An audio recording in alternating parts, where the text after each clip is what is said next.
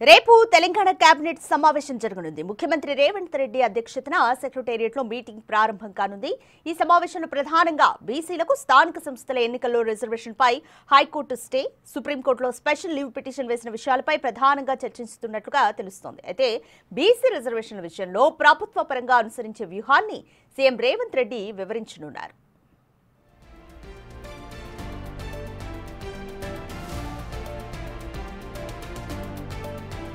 మరోవైపు ఎస్ఎల్బీసీ పనుల పునఃప్రారంభం, పోలవరం బనకచర్ల అంశం, మేడిగడ్డ అన్నారం సుందిళ్ల పునరుద్ధరణ, తుమ్మిడిహెట్టి పనులు ప్రారంభానికి తీసుకుంటున్న చర్యలపై డిస్కస్ చేయనున్నట్లుగా తెలుస్తోంది. అయితే ఇదే మీటింగ్ లో గిగ్ వర్కర్ల పాలసీని కూడా ఆమోదించే ఛాన్స్ ఉంది. మూసీ ప్రాజెక్టు, ఫ్యూచర్ సిటీకి సంబంధించిన అంశాలు చర్చకొస్తాయి.